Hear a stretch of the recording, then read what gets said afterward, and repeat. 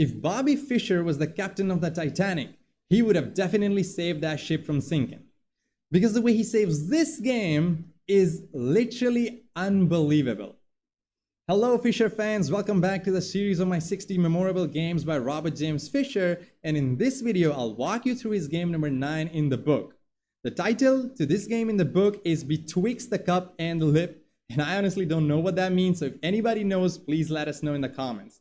The game is played in 1959 in Zurich, and Bobby Fischer is only 16 years old, the youngest one participating in that tournament. And where is Zurich? It's a city in Switzerland, and the player that is paired against Bobby Fischer in this match is Edgar Walther, who's a Swiss chess player. He's not a grandmaster, he's not like as strong as Fischer's opponents that we have seen so far in the series, but Fischer actually makes a serious mistake in this match and lands in a very horrible position.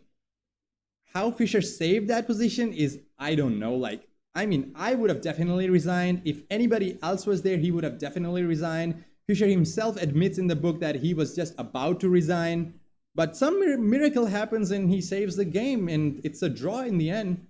Let's find out, guys. I cannot wait to show you guys this game. So Walther actually starts the game with e4 and Fischer replies with a Sicilian defense. So whenever you play Sicilian, you are basically inviting the opponent for a fight. That's pretty clear. So let's see which variation of the Sicilian defense Fischer chooses in this game. Knight f3, d6, d4, c takes on d4, knight takes on d4, knight to f6, knight to c3, and a6 is the starting position of the Sicilian Najdorf, which was Fischer's favorite Sicilian.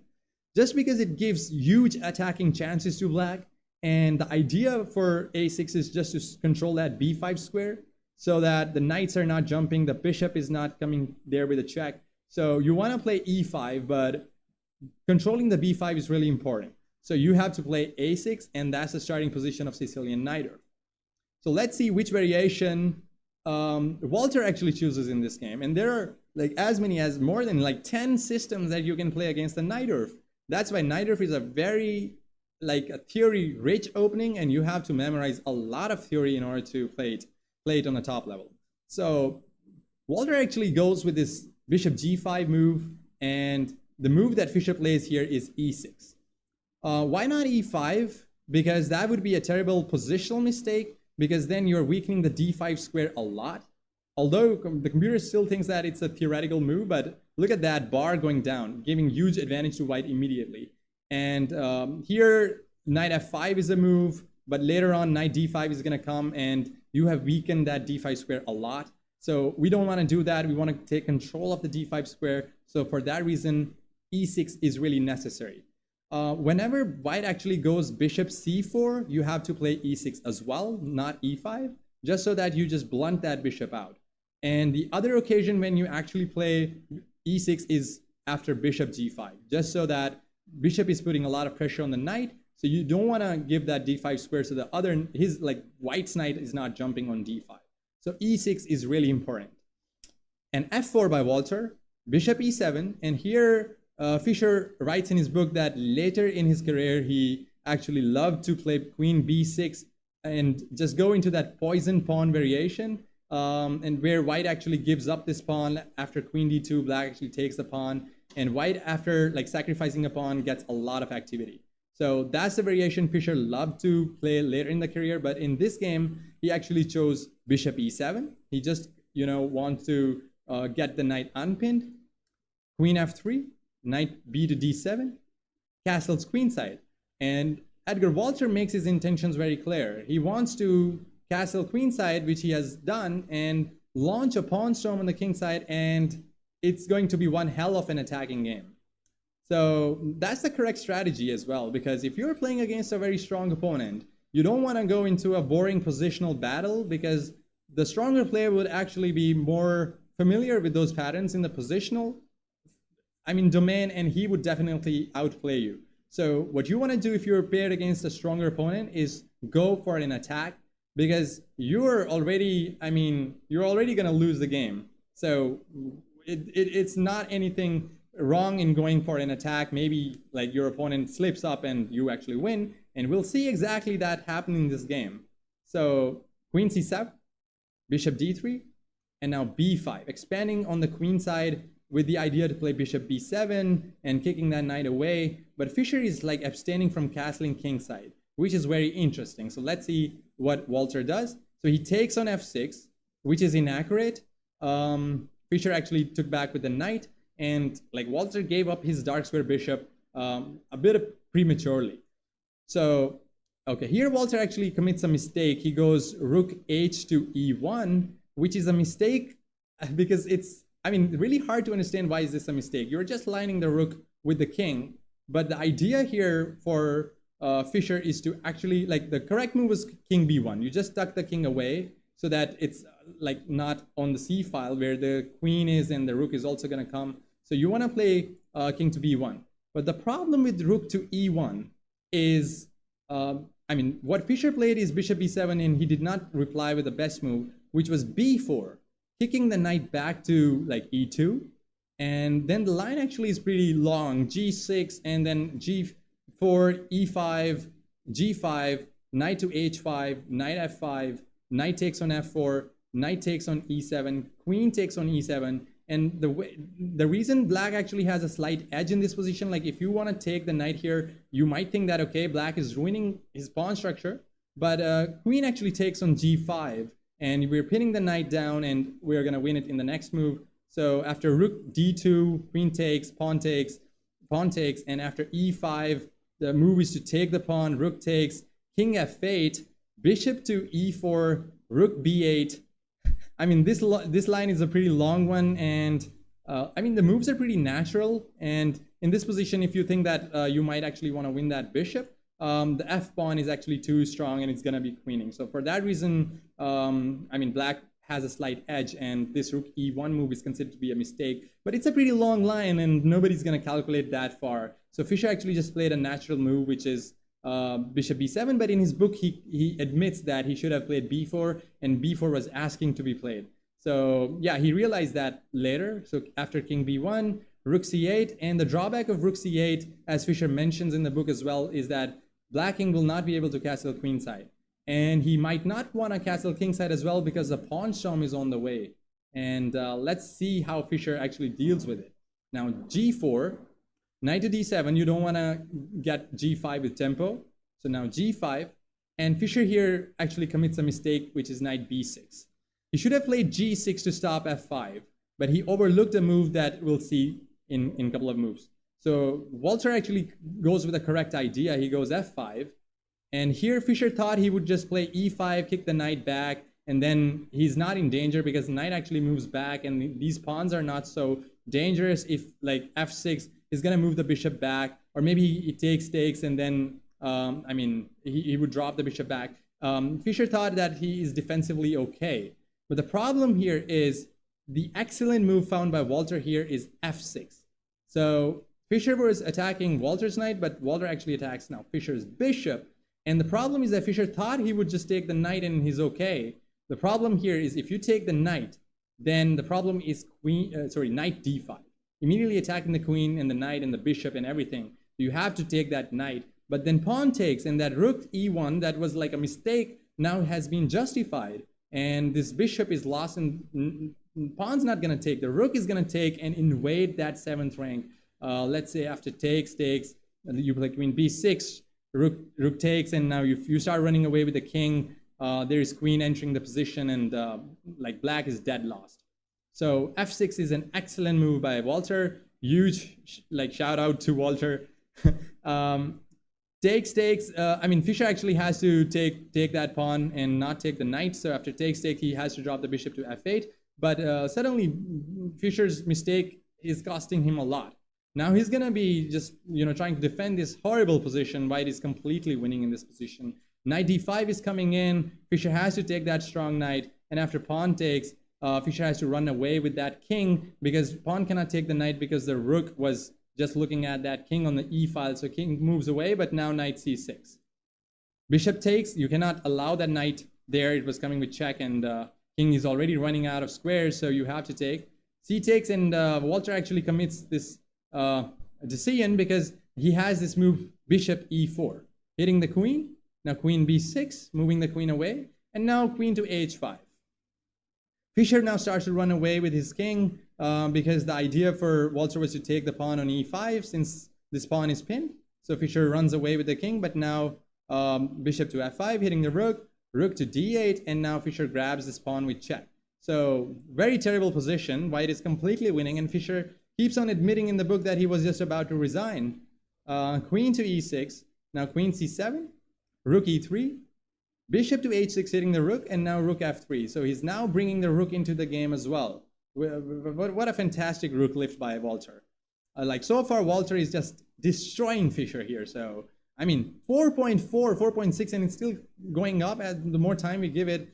How can Fischer save this? Like, Walther is not a stupid player. He's a strong player. He got Fischer into this position. So how did Fischer save? So that's the interesting point. That's the fun part. So queen b7. Now Walther actually plays f7, and look at this pawn. Super close to that queening square, but luckily Fischer has his pieces guarding the f8 square.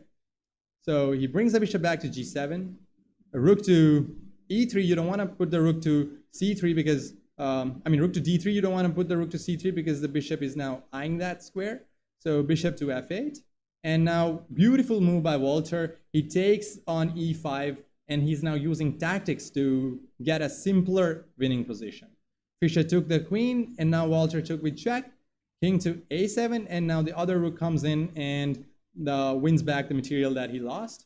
So he takes the queen, king takes on b7, c3, king to c7, and now rook to a8. And here Fischer writes that if he played rook to e8, he would have resigned.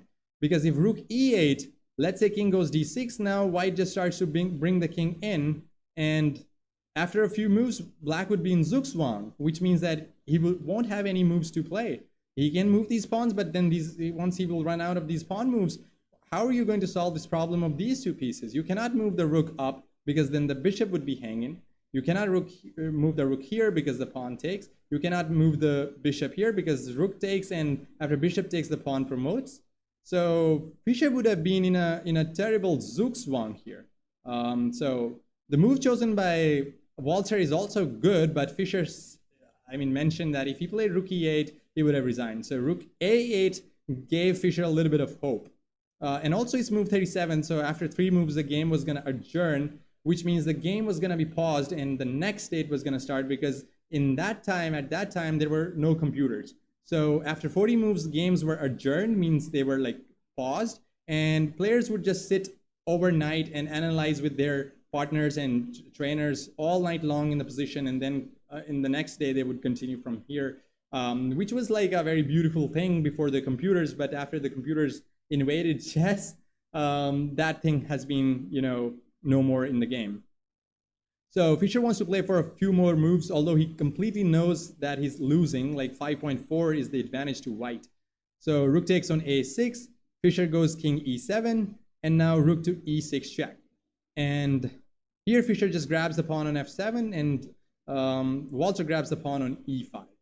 So now b4 by Fischer, pawn takes, now bishop takes, and a3, king to f6, rook to b5, hitting the bishop, bishop drops back, bishop to e4, rook to e8, hitting the bishop, rook f5 check, king g7, bishop to f3, some maneuvering going on, check, king c2, now he attacks that bishop, kind of pins it down, but it's not really a pin. Bishop could have moved to e4, let's say, but Walther actually moved the rook to d5, hitting the bishop, so Fischer gave a check on f2, and here Walther thought that he had connected passed pawns on the queen side, so he should just try to trade as many pieces as possible, and Fischer happily took here because that creates the most drawing chances. Just because you're landing into a pure opposite color bishops ending, and guys, opposite color bishops are having extremely drawish tendency, and we'll see that happening here, how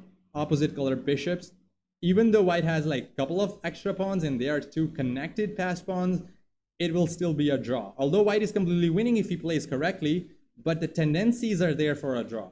So first Fischer goes a4, the pawn was under attack, and you put it on a dark square, so the bishop is never going to attack it. So now the problem on the king side has been solved.